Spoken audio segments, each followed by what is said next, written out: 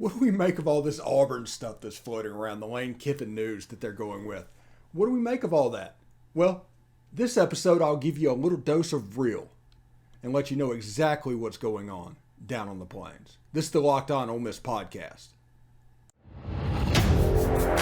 You are Locked On Ole Miss, your daily podcast on the Ole Miss Rebels, part of the Locked On Podcast Network, your team every day.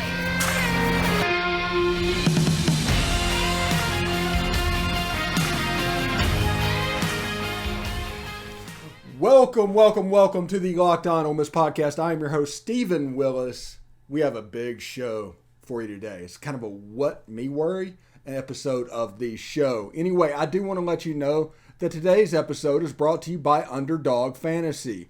Sign up at underdogfantasy.com with promo code LOCKEDON and get double your first deposit up to $100. Sounds pretty cool. Also, thank you for making the Locked On Ole Miss Podcast your first listen every day. We are free and available wherever you get your podcast, including YouTube. Do us a favor, hit subscribe on the YouTube channel, comment down below, upvote the video, and of course, hit the bell for notifications of every video that goes up. So, we got a lot of stuff. We're getting ready for a potentially huge football weekend. Saturday night, the next check mark in the Ole Miss big game weekend could be fulfilled. So, but I want to talk about the Lane Kiffin Auburn stuff that everybody is seeing blowing up all over social media. And first of all, people need to understand, the people saying this have really no idea what's going on. I don't think Auburn has any real idea what's going on. Some boosters might have an idea what they want, but they haven't circulated. They haven't really formulated what they're going to do. So everything and all the bluster that you're getting is coming for two reasons, okay? First of all, they need Ole Miss to be bad. They desperately need Ole Miss to be bad. Ole Miss being good is bad for them.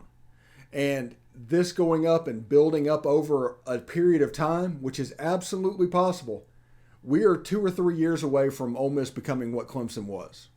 I mean, that's what we have. You can see it on the field. You can see it in the record. This is happening over and over and over again. They need this to stop. Texas A&M this year would be better if Ole Miss was worse.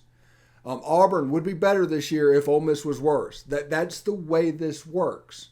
So they want Lane Kiffin out of Ole Miss, period.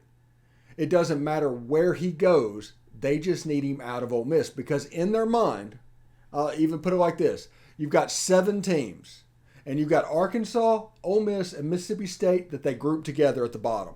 None of those 3 teams need to rise up because it'll make everybody else's life more difficult. When it does, and they ended up down there, they can't handle that because there's a feeling of superiority over the Mississippi schools and Arkansas. The fact that all 3 of them are pretty decent teams this year is not good for the division elite. Now, Alabama doesn't really care because they think they can beat anybody that lines up across from them anyway. But places like Auburn, places like LSU, places like Texas A&M, it really makes it more difficult for them. Now, the other thing is, because they have such a superiority view over Ole Miss, they are stuck with a mentality of 1998 or 2005, somewhere in there. That is the era in which they're living in. Whenever they look at Ole Miss, they assume they have an athletic budget of only $30 million, and you can go in and take whatever you want. Their facilities aren't that good. They don't pay particularly well. Well, that is no longer the case. Hugh Freeze changed Ole Miss, for better or worse. Changed Ole Miss. And now their athletic budget is up around $115, $120 million. Excellent facilities, which are being improved as we speak. And the coach is somewhere around 7th or 8th in the country in pay, which Ole Miss is probably willing to go up even higher on the pay scale. So we're not dealing with an Ole Miss that won't pay. You're dealing with an Ole Miss that is taking football increasingly serious. If you look at the Grove Collective and NIL, just absolutely growing over the last couple of days. I think they've gained over 1,000 members in 48 hours with the Grove Collective. It's going to become a monster. So this sleeping giant that people used to refer to Ole Miss as in the 90s, whenever they look back to what they were in the 50s and 60s, is kind of starting to come to fruition. You've got an NIL market that is growing. You've got money behind the program. You are now selling out every SEC game. They're going to have 68,000 people at that Alabama game. You've got the whole country talking about Ole Miss. You've got the best looking uniforms out there. All of this is being built into a giant brand in which Lane Kiffin is weaponizing in college football to where at quarterback you've got a former Gatorade National Player of the Year. In this recruiting class, you've got 9 or 10 4-stars out of 13 players. It's a big deal. It is growing, and it is growing relatively quickly, and I think that scares the hell out of the opponents of the other in the division, especially. Now, the Eastern Division, they probably don't even take notice yet, except for Vanderbilt, but Vanderbilt's in the same position regardless, even though they are going to be a little bit better whenever they can get Ole Miss. Ole Miss being good is not good for them. Period. But, Vandy's going to get better, but, as long as Ole Miss is the permanent opponent, they do not want Ole Miss to be good either. But the rest of the Eastern Division kind of is in the air. Now, what people don't realize, and I put up in the front, is college football has changed. Any thinking about how to run a college football program that is 2018 and before is old thinking, and even if you do it exactly the way you think you're supposed to do it, there's a chance you will not succeed. And also, thinking in that realm means you're not capable of doing the forward-thinking stuff that is required. The transfer portal, the 12-team playoff, absolutely horrible for schools like Auburn, like Texas A&M, even for an extent a school like LSU, because this is where they made their money back in the day, and this is where their reputation and everything got built. And it was the fact that every now and then, once every 5 or 6 years or something, they could rise up and be uber competitive and get in there, and they would take that and they would get in the top 2, win a national championship, and it's like, see, we can do that.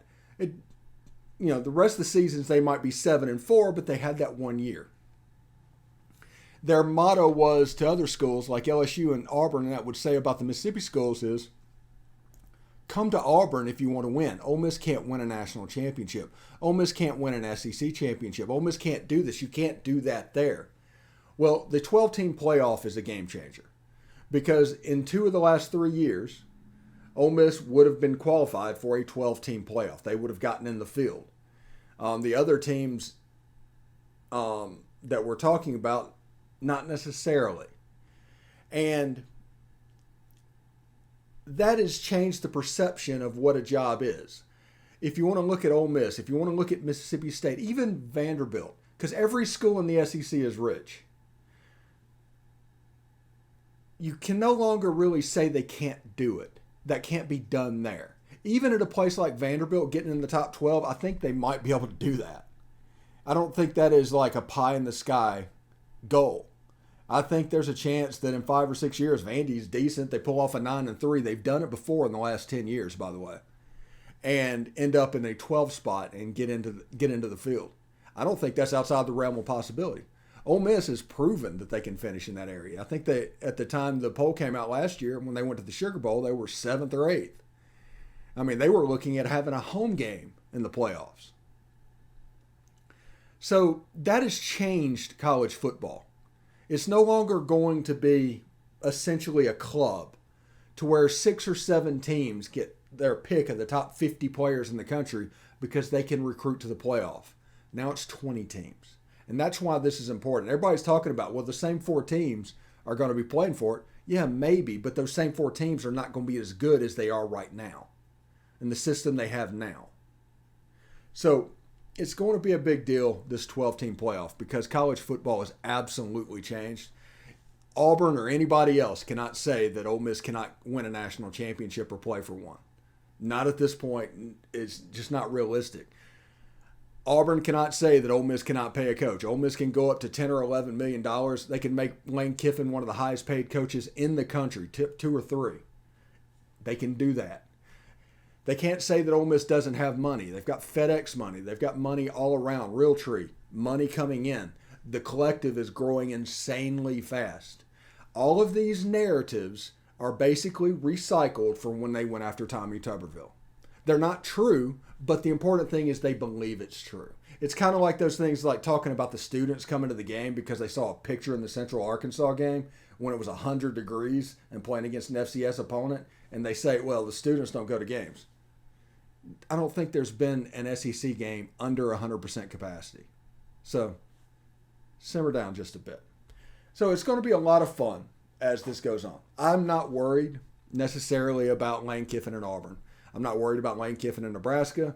I'm not really worried about Lane Kiffin and anybody unless Alabama comes up. See, that's the story in all this.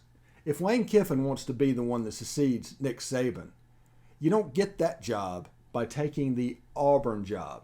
That's like Ole Miss fans trying to hire Dan Mullen. It's not going to happen. So understand this. Those are reasons why Lane Kiffin is not going anywhere. Period. But I say that to say this. There's always a wild hair that can happen. There's always hurt feelings can happen. There's always emotional decisions that can happen. But if we're looking at this logically, nobody can tell the story logically that job right now is better than Ole Miss. It might potentially have a higher ceiling than Ole Miss somewhere down the line. But the last 10 years, they had all that money too. They had that ceiling. And they finished in a worse position than Ole Miss. And that's including Ole Miss with a 4-year NCAA deal. The last 10 years, Ole Miss has been the superior program. Might be a higher ceiling. And in 1983, Auburn was definitely a better program. I don't think it is right now. I don't think by any metric it is, unless you want to count potential. And as the college football coach once said, your potential is going to get me fired. So you see a whole bunch of things. You could she's all that, Auburn, but I don't think it's really going to make much of a difference. When we come back, we're going to talk about the 12-team playoff. We're going to talk about the transfer portal. We're going to talk about all the things that made college football change starting in 2019. You have COVID, everything else. College football has fundamentally changed. And it was one of those situations where you can either change with it or you're going to get left behind. Anyway, I do want to let you know about Underdog Fantasy. Today's episode is brought to you by Underdog Fantasy. It's the easiest way to get started and spice up on your college football season. It's a pick'em type game. Basically, go to the website and create your account. From that account, you pick 2 to 5 players, and it can be Ole Miss players, it can be Florida players, it can be anybody. Go in there and look at it, and you would be like, is Anthony Richardson going to throw for 150 yards or something against Georgia or something like that? And you make that pick in this higher or lower situation of all players, like Brock Bowers and Rondé Gadsden at Syracuse. Whoever you think is going to beat that number, you can bet that number. So go there and make your own picks just like I did. So sign up with promo code LOCKEDON. That is one word. And Underdog will double your first deposit of up to $100. That's right. Deposit $100, get $100 free. Go to UnderdogFantasy.com or find the Underdog Fantasy app. That's my preferred method at the App Store or the Google Play Store. That's Underdog Fantasy. Promo code LOCKEDON. One word. Get in on the college football pick'em action today. All right, thanks again for making the Locked On Ole Miss podcast your first listen every day. We are free and available wherever you get your podcasts. For your second listen today, check out Locked On Sports Today. From the games that matter the most to the biggest stories in sports, go beyond the scoreboard and behind the scenes with local experts and insights only Locked On can provide. Locked On Sports Today, available on this app, YouTube, and wherever you get your podcasts. All right, so in the first segment, we kind of talked about, why you don't necessarily need to worry, because everything we're hearing is old news. It's the same old tropes that people throw out over and over again without any acknowledgement to the fact that college football has completely changed. There was an era when Tommy Tuberville was the head coach at Ole Miss and Auburn got him. Well, Ole Miss's athletic budget was around $15 million at that time. Now, add a zero to that. And that's the area that Ole Miss is in. Their athletic budget is only like $30 million less than Auburn. And here's the kicker. Ole Miss has less sports to spend the money on. So the average amount per sports is actually up a little bit. So pay attention to that as well. But this 12-team playoff is a absolute huge game changer. Like the last night, the hypothetical rankings came out. Ole Miss was at 11th. And they're set to go to the Big House for a first-round game against Michigan. And you see all this stuff, and you're like, man, this is going to be so much fun. I want to do that. You know, you have Georgia versus Tulane, which, by the way, roll wave. Congratulations on that. Even being announced for something like that is pretty cool. And you got Alabama playing a first-round game, and you've got, forget the other one. I think TCU, Tennessee, Ohio State, and TCU, Tennessee, Ohio State, and Oregon maybe? Might be Oregon. Got a bye because you have to be a conference champion to get the bye. So this is a really cool situation. I'm really happy about it. I can't wait for the 12-team playoff. We're still like 2 or 3 years away from it. But it's coming. So people that are investing trying to just win this year and always looking at this year and looking at recent history needs to realize that everything's changed. If you don't do that, you're going to fall behind. You're going to look like Ole Miss did in 1969, 1970. You're going to fall off a cliff, and you're going to wonder how that happened. Auburn is now really 10 years away from real relevance. If you want to look at it on the Ole Miss scale, back in 2013, this would be like 1972, 1963 to 1972. Now picture what happened in the 70s at Ole Miss. It wasn't because Ole Miss quit wanting to win. It wasn't that Ole Miss quit having the resources to win. It's that they lost their generational coach. They took for granted their history and thought that that would just cash all the checks they want to cash. And Ole Miss slipped and slipped and slipped. And next thing you know, in the 80s, Ole Miss as a program was essentially dead. And there was a situation where they had to dig themselves out of it. And the 80s happened, and the 90s comes through the David Cutcliffe years. And then all of a sudden it started trending in a different direction. They started getting more and more wealthy. IPF happened. Facilities happened. And that's just a major thing. And then the primo stuff is, like I said, 2019, everything changed. At the same time that Ole Miss brought Lane Kiffin in, the transfer portal became a thing. So no longer is it just, hey, you can recruit high school players, you can recruit JUCO players, but that's kind of it. So have fun, build a roster. Now, you can also get transfers. And Lane Kiffin went through the portal to become a legit player as the portal king. Ended up with a Gatorade National Player of the Year at quarterback, Jared Ivey, Michael Trigg. I mean, 4 stars galore. Ole Miss went from a Sugar Bowl team that had 18 or 19 4-stars to this year having 32 or 33.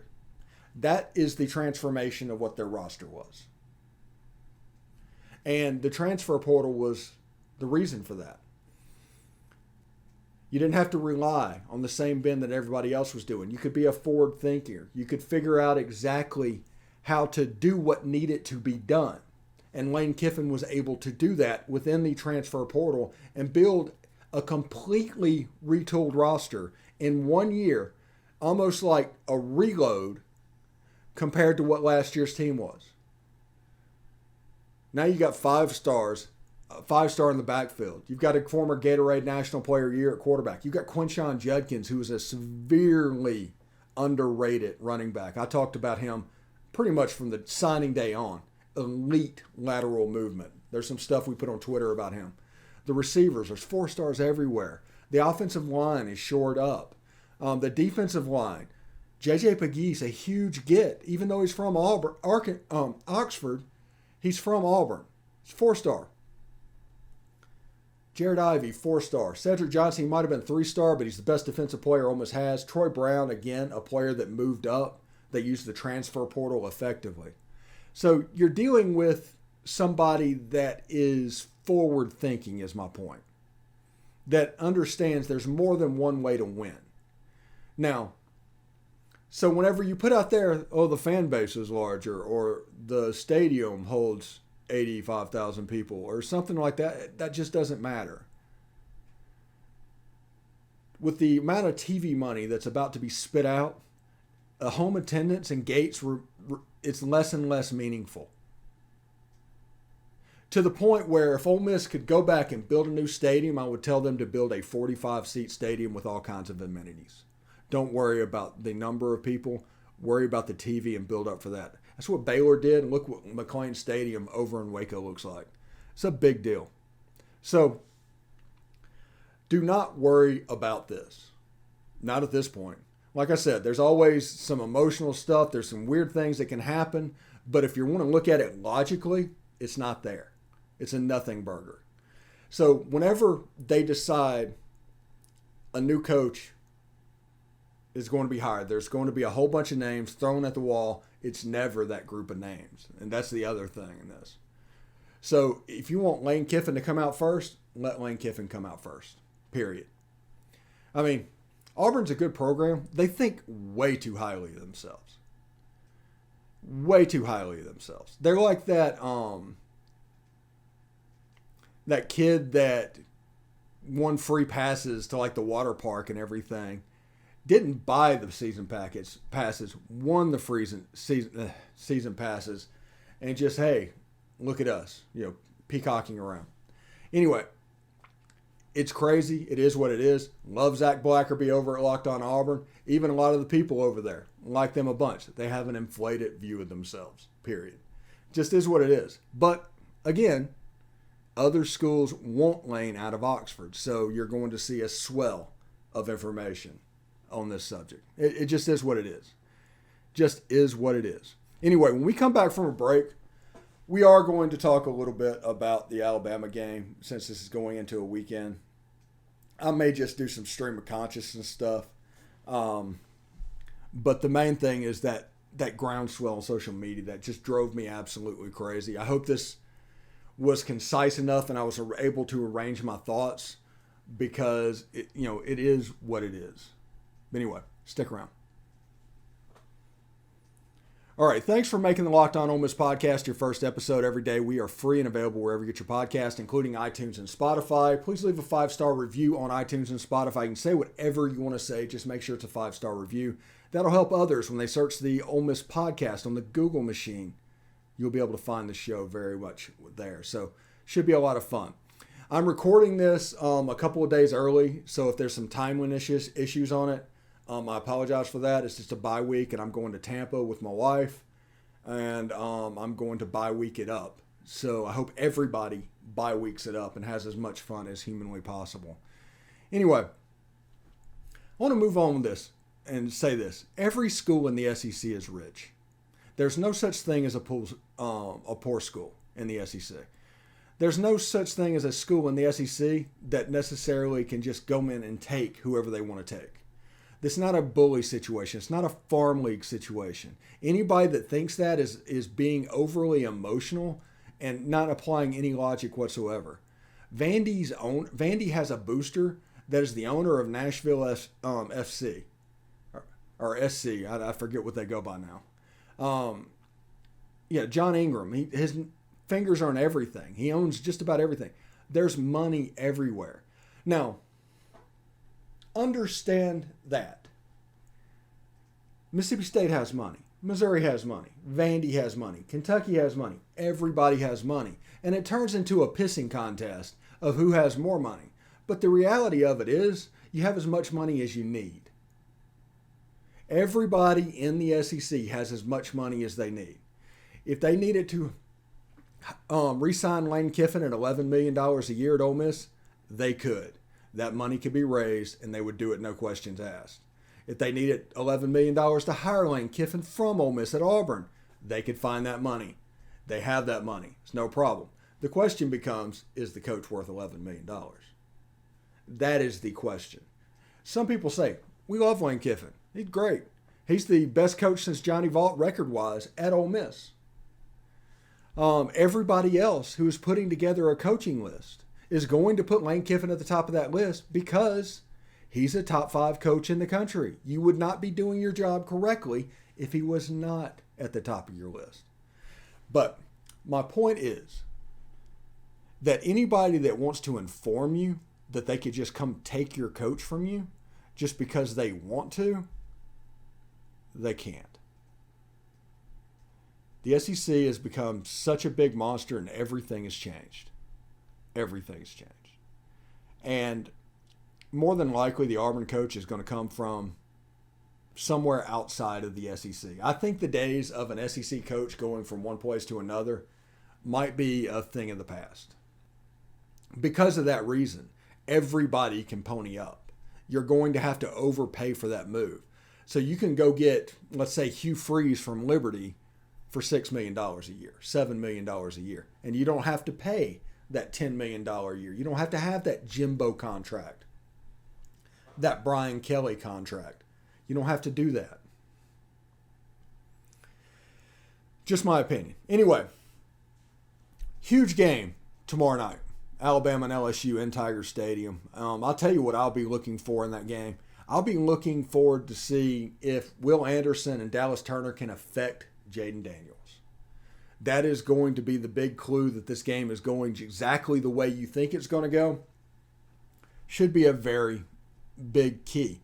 I want to see if LSU throws some screens to keep Will Anderson and Dallas Turner under control. I want to see if LSU's defense does a good job against Jahmyr Gibbs. I don't know if they're going to be able to do really well against Bryce Young, but if Jahmyr Gibbs and Bryce Young go off, it's going to be really difficult to deal with that Alabama offense. So you'll be able to see exactly how the game will go based off of that. It should be interesting. Georgia and Tennessee tomorrow. Really looking for that game. Georgia's like a 9-point favorite over the number 1 playoff team in the country. I think they're 3 overall, but number 1 on the playoff rankings. Should be interesting. I think in this situation, if Tennessee is scoring to try and keep up with Georgia, Georgia has the advantage. If Georgia has to score up to keep up with Tennessee, Tennessee has the advantage. I think that is the key that you need to look for. Also, things you need to watch for this weekend, Vandy and South Carolina. I think this is a game that Vandy can get. It took a miracle drive by Carolina last year to get the W. Also, Missouri and Kentucky. Missouri has gotten better and better and better. And this game is in Columbia. I would not discount the Missouri Tigers when it comes to that. Anyway, this has been a long episode full of hot air. You know, it basically is. I needed to get some stuff off my chest this weekend. Participate in the comments below. I may not be around to answer them, but participate and have fun, talk. But that's my feeling of why people really shouldn't get too worried about this coaching search. We have the ability to match whatever is done. And, you know, happiness shouldn't be discounted. Anyway. Thanks for making the Locked On Ole Miss podcast your first listen today. For your second listen today, check out Locked On Sports Today. From the games that matter the most to the biggest stories in sports. Go beyond the scoreboard and behind the scenes with local experts and insights only Locked On can provide. Locked On Sports Today, available at this app, YouTube, and wherever you get your podcasts. Hope everybody has a good weekend. Enjoy the football. Enjoy the bye week. Just know that when we come back Monday, it's kind of officially on. It's time to do this. Anyway, take care.